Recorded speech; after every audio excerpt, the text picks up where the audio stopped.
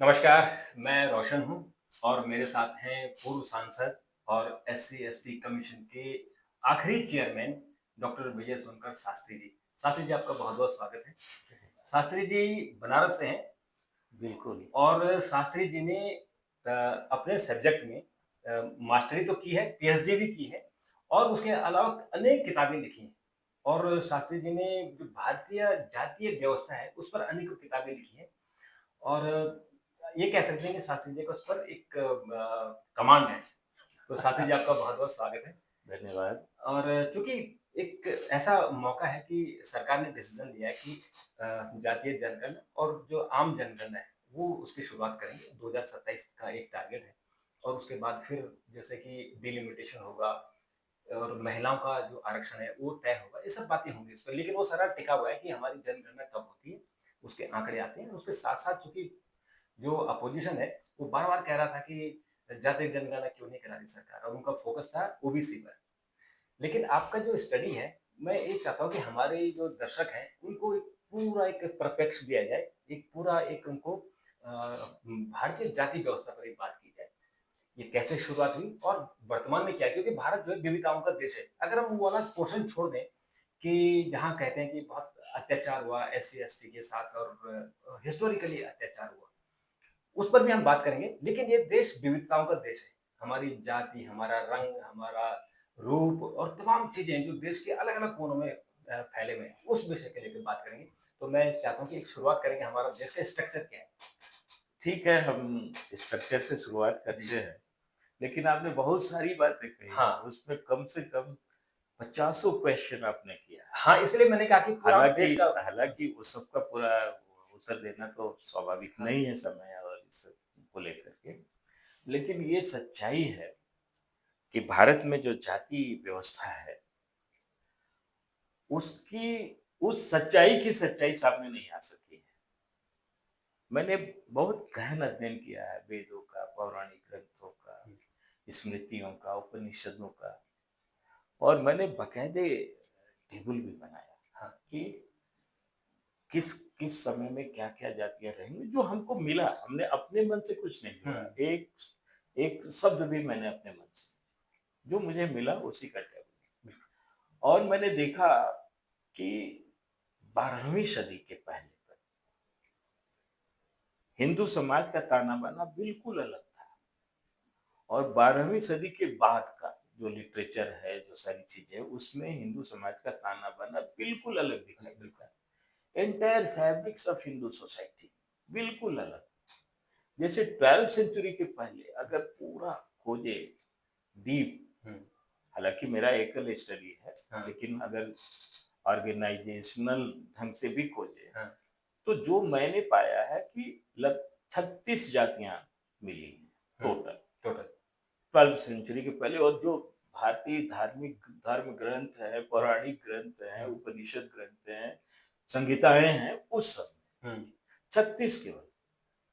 लेकिन जब भारत सरकार का गज़ट में देखता हूँ, हाँ। तो उसको देख कर के हत-पत रह जाते हैं, क्योंकि उसमें 6500 जाति लेकिन मुझे लगता है हैं। वो जो अंग्रेज़ों ने गज़ट बनाया है, हुँ, तब से गड़बड़ हुई है ना, नहीं, मैं आज वर्तमान आज की। की बात कर रहा जी। हूँ। वो प्रोसेस में ही बना होगा, हुँ, धीरे-धीरे सारी चीज़ें फाइन की गई होंगी। मैं स उस सबको मैं कोट कर रहा जी, हूँ कि आज भारत सरकार के गज़ट के हिसाब से लगभग 6500 जातियाँ हैं जी। और 50,000 से ज़्यादा उपजातियाँ हैं, हुँ, जो ऑथेंटिक रूप से। बिल्कुल। जैसे मैंने 3 जातियों पर ख़ास तौर से काम कंप्लीट किया है, वो किताबें पब्लिश भी हो चुकी बिल्कुल, है। बिल्कुल। और अब आज वर्तमान जो संघ के सरसंघचालक हैं मोहन भागवत जी ने उसका विमोचन भी बिल्कुल। किया था। हुँ, वो एक हिंदू चमार जाति पर था, एक हिंदू खटीक जाति पर था और एक हिंदू वाल्मीकि जाति पर था। जी, सिर्फ एक वाल्मीकि जाति में जी, 623 उपजातियां मुझको मिली। बताइए। सिर्फ एक, एक जाति हाँ, एक जाति, एक जाति बस। सिर्फ एक चर्मकार जाति में 410 उपजातियां मिली। सिर्फ एक खटिक जाति पर में 1871 उपजातियां मिली। ये मैंने संकलन किया, ये पब्लिश हमारा बुक की मैं बात कर रहा हूँ। सिर्फ एक ब्राह्मण जाति में, अभी उस पर तो मैंने पुस्तक नहीं लिखा है, जी, लेकिन जो मटेरियल मैंने इकट्ठा जी, किया है कोई भी देख सकता है। जी। 1008 लगभग उपजातियां, सिर्फ एक क्षत्रिय जाति में हुँ, 1265 से ज्यादा उपजातियां। यानी आप समझ सकते हैं, जातियों को तो मैं ऐसे देखता हूं जैसे मटर के दाने की तरह बिखरा हुआ हिंदू समाज। हाँ, मतलब इतना बिखर क्योंकि गया। ये जातियों का ना, ये एक जाति, एक उपजाति एक दूसरे उपजाति में भी शादी विवाह में भी कभी कभी कठिनाई हाँ, विवाद दिखाई हो देती जाता है। है, विवाद होता है। लेकिन अब तो खैर ये सिस्टम टूट रहा है, अब हाँ, तो जैसे समाज इंटर पढ़ लिख रहा है। हाँ, अब तो पढ़ाई लिखाई और विज्ञान ने हुँ, काफी प्रभाव छोड़ा है, बिल्कुल। संस्कृति और ये सब जो कुरीतियां थी, कुरिवाज थे, ये सबको बदलने में काफी। लेकिन ऐसा नहीं कि पूरा बदल गया जी, है, अभी भी लोग जड़वत हैं। जी। क्यों? क्योंकि अभी तक हमने बताया ही नहीं कि आखिर में ये 36 जातियां, हाँ, 6500 जातियां या कैसे होगी? 50,000 से ज्यादा उपजातियों में कब आ गई? पर मुझे लगता है, क्या इसके लिए एसटी-एसटी कमीशन जिम्मेदार नहीं है? कि वो हर स्टेट को ढूँढता है, वहाँ से जातियाँ लाता है, फिर कैबिनेट अप्रूव करती है, फिर उस जातियों को जोड़ दिया जाता है। देखिए, इसमें केवल एससी-एसटी की बात नहीं है। जी। जातिगत जनगणना होगा तो केवल एससी-एसटी का हाँ, नहीं तब तो होगा, खैर सभी आएँगे। तो सबका होगा। हुँ, और और आखिर में जब 36 जातियाँ थी तो उसमें ब्राह्मण, क्षत्रिय सब लोग थे। सब लोग थे। लेकिन आज उन्हीं ब्राह्मण में हुँ, आप समझिए कि 1008 हाँ, के लगभग हाँ, ज़्यादा कैसे हो गए। उनके यहाँ एक हो हम जाती है। उदाहरण के लिए बता रहे हैं, जी, एक नाम है जी, सरजू पारी ब्राह्मण, जी, ठीक है? जी, सरयू पार ये कोई नाम है, ये कोई वो नहीं, संज्ञा है, नहीं है। ये तो एक लोकेशन है। लोकेशन है सरयू पार और सरयू आर, सरयू पार। संज्ञा, लेकिन ये एक नाम है हाँ, और बड़ा गोत्र है। हाँ, ये उपजाति बड़ी होती है, बड़ी होती इसका बड़ा मायने होता है। है। हाँ, ऐसे ही था। तो आखिर में इस पर, इस प्रश्न का उत्तर ये खोजना पड़ेगा देश को आज नहीं हुँ, तो कल, हुँ, कि आखिर में ऐसा क्या हुआ कि 36 जातियां, हुँ, 6500 जातियां, 50,000 से ज्यादा उपजातियों में हिंदू समाज बढ़ गया। बिल्कुल। क्या कोई संक्रमण काल था, कोई ऐसी आंधी तूफान था जिसमें जो जहां बैठ गया वहीं सिमट गया, वहीं बाद में एक ग्रुप के रूप में डेवलप हो गया? ऐसा ही कुछ हुआ है। कुछ हुआ हो, पर आपने जैसे आपने वेदों का अध्ययन किया है और वेदों में जो हमारी जाति व्यवस्था है, वो वर्ण व्यवस्था, वो जन्म से नहीं थी। देखिए, उस पर भी मैं बताऊं, हाँ, ऋग्वेद के हाँ, 10वें अध्याय के 7वें अनुवाक के 90 नंबर के सूक्त को एक पुरुष सूक्त कहते हैं। जी, कहाँ से वर्ण शब्द आया वो शब्द मैं बता रहा हूँ। जी, और पुरुष सूक्त का मतलब एक स्मॉल चैप्टर, एक छोटा सा चैप्टर है।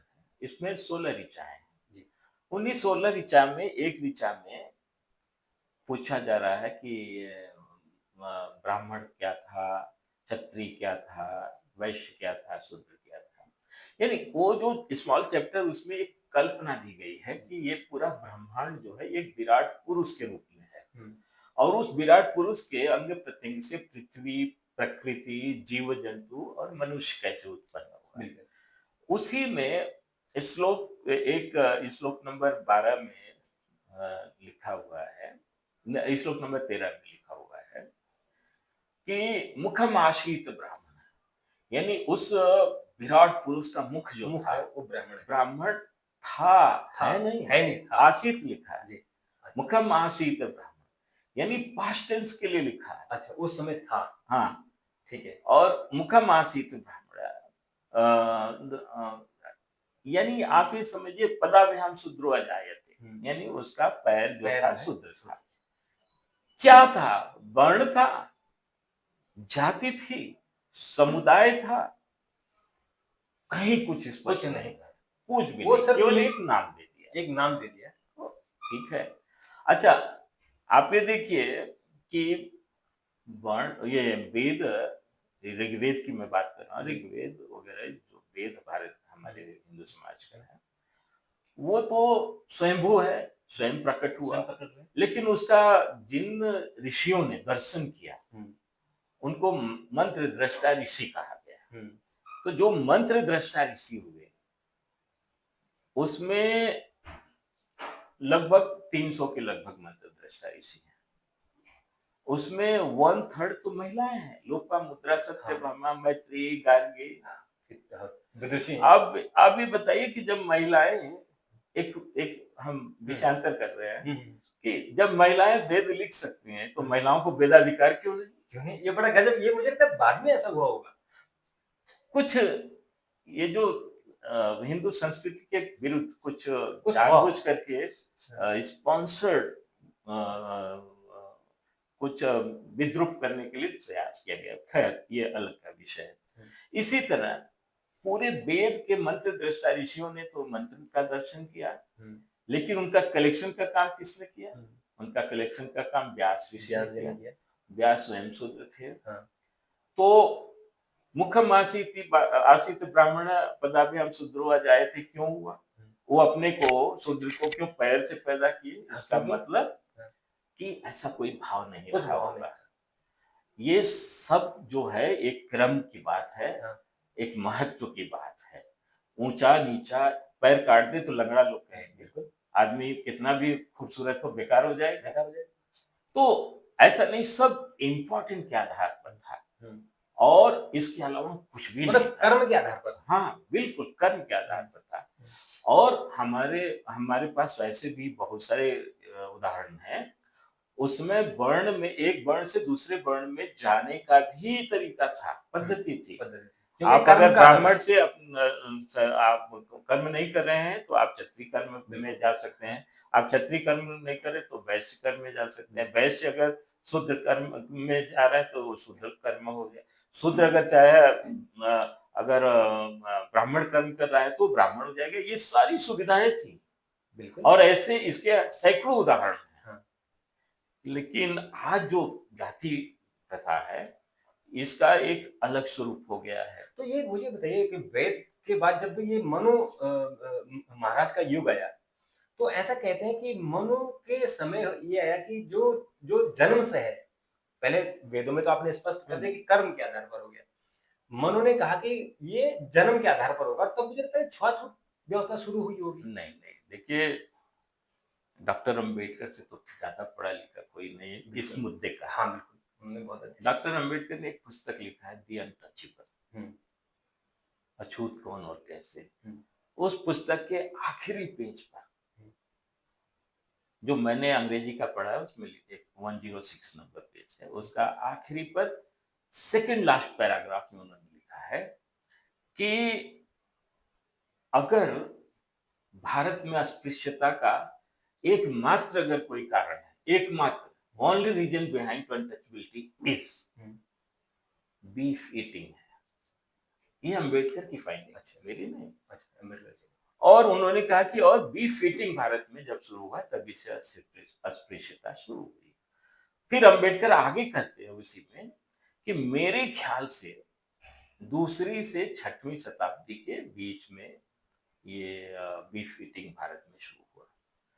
और उन्होंने आगे लिखा है अगली लाइन कि शोध और अध्ययन की सरलता के दृष्टि से मैं इसे चौथी शताब्दी मान लेता हूँ। अच्छा, तो फाइनल उनका निष्कर्ष चौथी चौथे शताब्दी। शताब्दी में। थोड़ा सा मैं यहाँ सोचता हूँ हुँ, कि कहीं ऐसा तो नहीं कि भारत में बीफ ईटर्स जब आए हो तब बीफ ईटिंग शुरू हुई लेकिन और लेकिन बीफ ईटर भारत में 12वीं सदी में आए।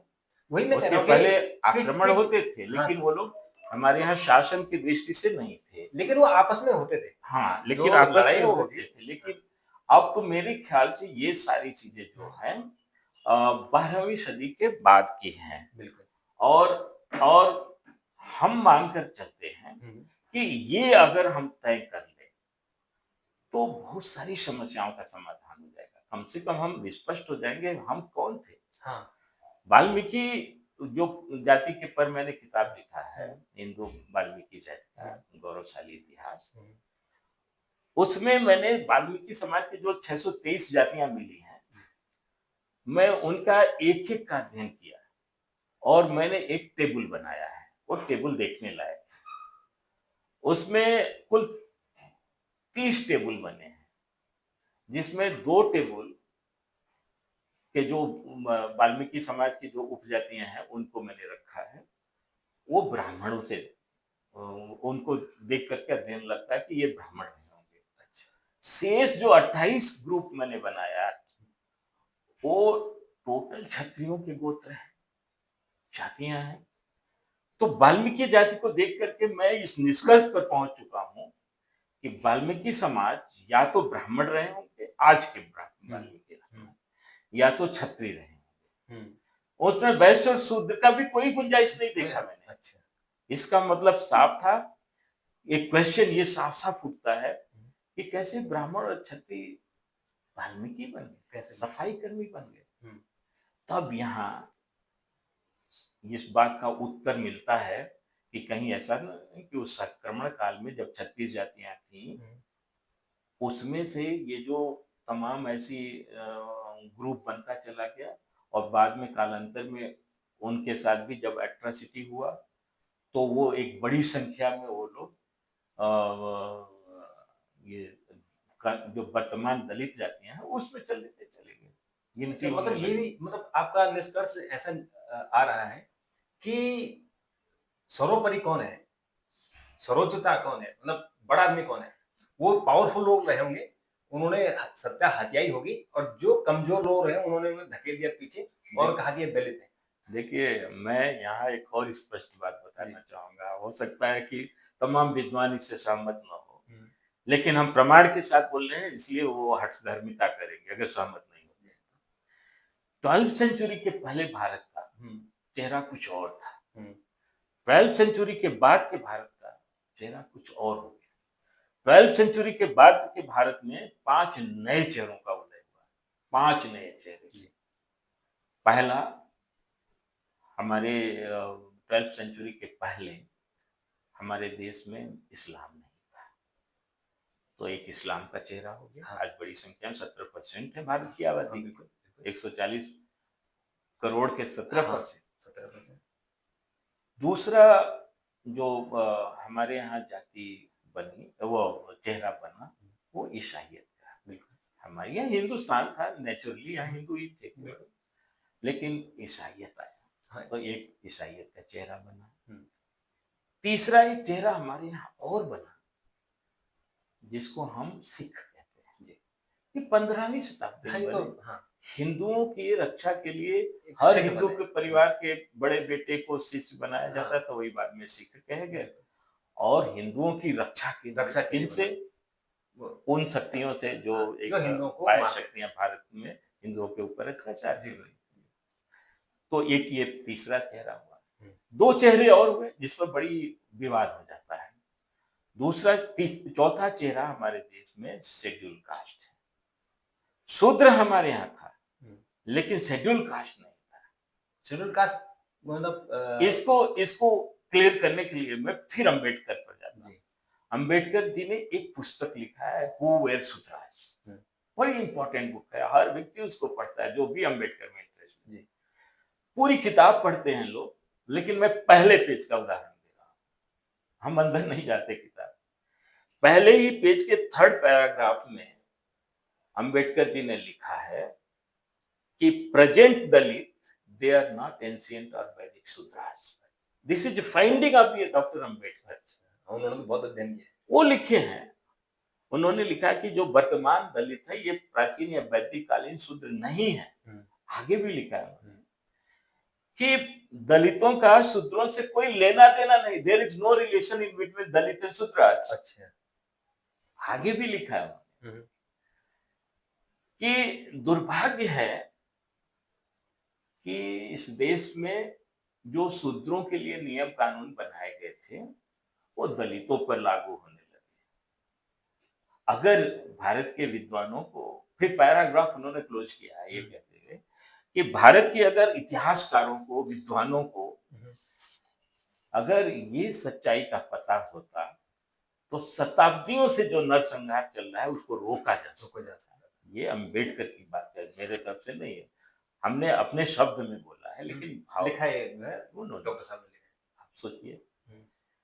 और वही डॉक्टर अंबेडकर जो 1927 में मनुस्मृति जलाए, ठीक है, ये सारी दुनिया जानती है।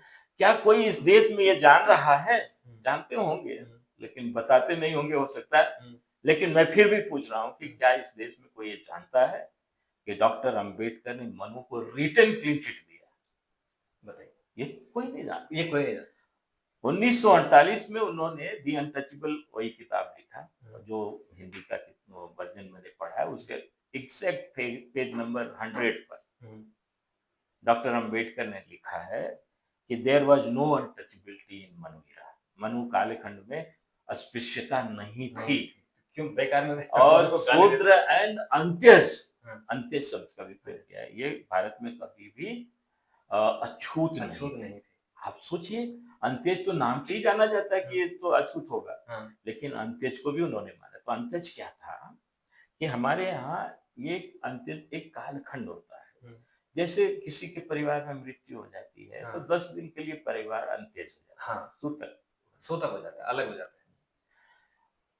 घर अगर परिवार में बच्चे पैदा हो जाते तब भी हैं हो तो जाता है। भी 10 दिन के लिए उनको हाँ, अलग थलग रहना बिल्कुल। पड़ता है। महिलाएं 5 दिन के लिए जब मेंसेस का उनका हाँ, पीरियड होता है तो तो वो भी भी अलग हो 5 जाता दिन के लिए अलग रखी जाती हैं, है। बिल्कुल, सेफ्टी, सुरक्षा सब और क्लीननेस की दृष्टि हाँ, से, पवित्रता और हाँ स्वच्छता और की दृष्टि से, स्वास्थ्य के लिए भी। और स्वास्थ्य की। हुँ, लेकिन ये पीरियड समाप्त होते ही वो फिर टचेबल हो जाते फिर हैं। टचल हो जाती है।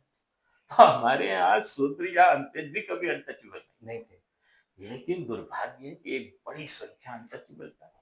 भारत सरकार, डॉक्टर अंबेडकर ने ही कानून ड्राफ्ट किया है। हुँ, उन्होंने लिखा है आर्टिकल 17 में कि आज से अस्पृश्यता का उन्मूलन किया जाता है। हाँ, लेकिन आर्टिकल 338 में फिर लिखा जाता है कि जिन जातियों, जिन समुदाय के साथ अस्पृश्यता होती होगी वो शेड्यूल कास्ट होंगे। हुँ, अरे जब आपने उन्मूलन कर दिया है, उन्होंने कर भारत दिया में अस्पृश्य नहीं है क्योंकि अस्पृश्यता एक कानूनी अपराध है, तो फिर एक ग्रुप क्यों बना दिया फिर आपने? फिर आपने एससी का ग्रुप बना दिया। हालाँकि मैं भी ऐसी कम्युनिटी से ही जी, हूँ, जी। लेकिन ये सब आश्चर्य मैं भी देखता हूँ हाँ, क्या तब फिर कि उन्होंने क्यों बनाया? विसंगतियाँ हैं। हुँ, इस सब पर और मुझे लगता है कि गंभीरता से विचार होनी चाहिए थी, हुँ, लेकिन नहीं हुआ।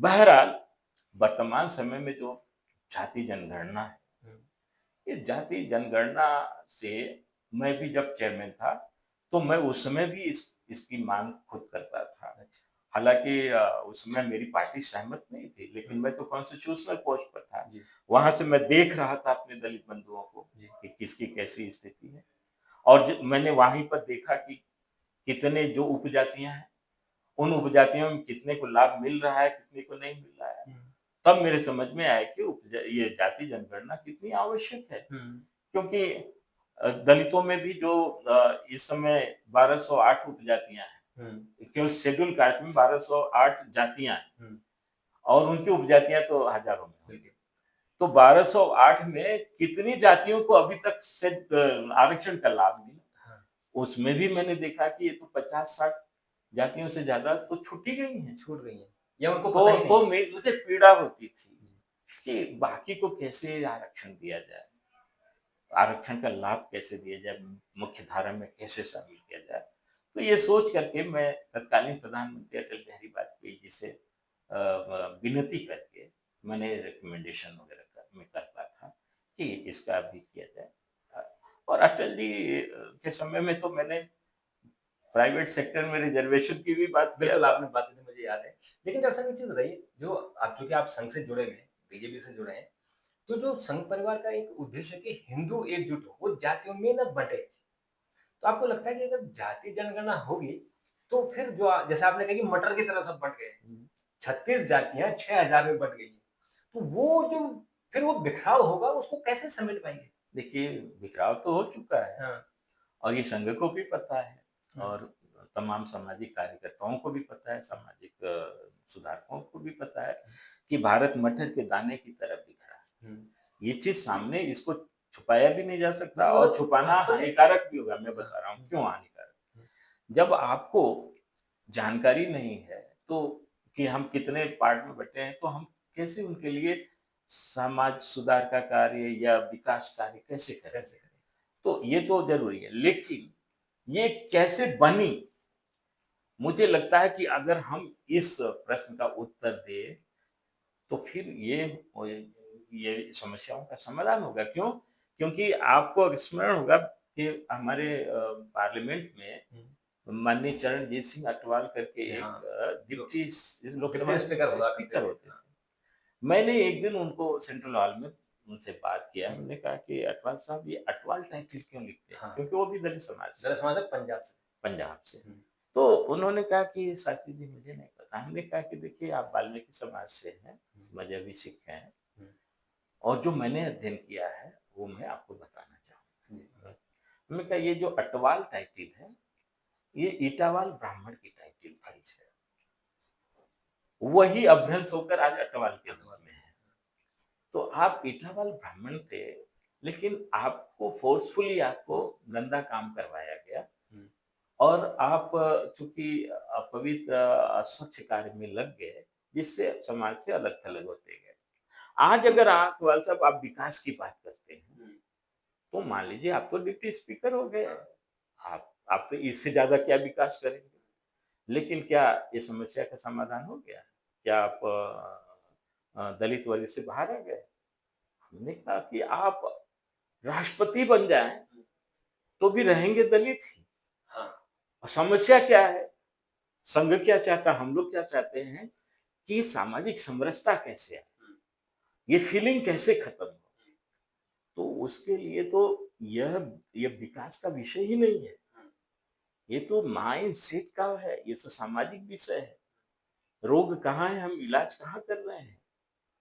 हम हम खूब पढ़ा-लिखा दे रहे हैं, हम खूब नौकरियाँ दे रहे हैं, हम खूब आर्थिक बैंकों के माध्यम से सहयोग कर रहे हैं कि वो व्यवसाय में भी उतरे और उतरे भी हैं, लेकिन अभी भी दलित के दलित ही हैं।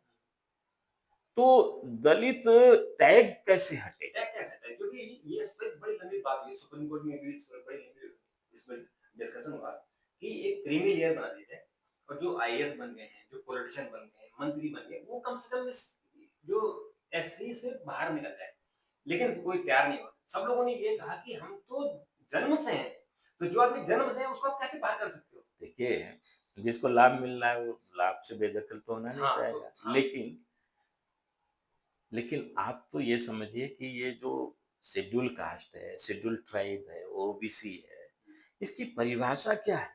हाँ, उसकी परिभाषा में भी लोग नहीं जाते हैं। नहीं, देखिए, ओबीसी की परिभाषा है कि जो समुदाय या जातियाँ, उसमें भी 2700 से ज़्यादा जातियाँ हैं हाँ, ओबीसी में।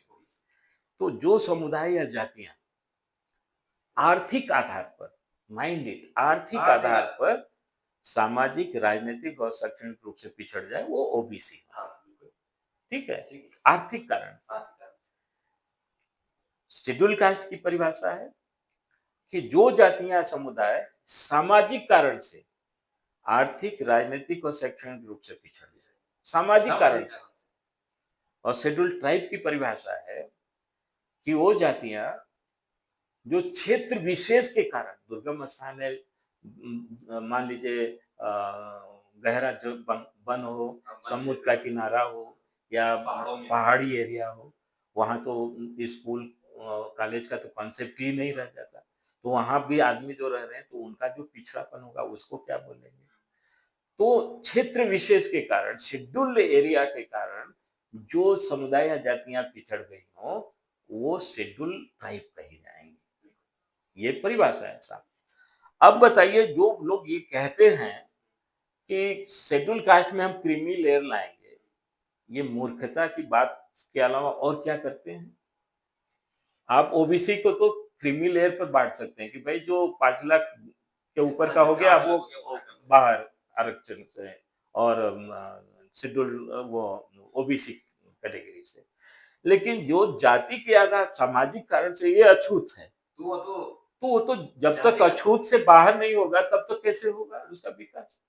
अटवाल साहब से मैंने यही कहा था कि अटवाल साहब आप तो देखिए आसमान से गिरे हैं यहाँ पहुँचे। आप बिल्कुल ब्राह्मण ब्राह्मण थे, थे। आप आज अछूत हो गए हैं। अब आपको अगर विकास करना है, तो ये नौकरी धंधा ये सब तो हर कोई को मिलेगा ही। साइंस टेक्नोलॉजी के युग में, सामाजिक परिवर्तन के युग में कोई अब विकास से अछूता नहीं रह जाएगा। लेकिन अगर माइंडसेट नहीं बदलेगा तब तक नहीं। तो आपका माइंडसेट कैसे बदले कि आप जो आज दलित हैं, आप ब्राह्मण से दलित बने हैं, तो आप ब्राह्मण कैसे बने? कैसे?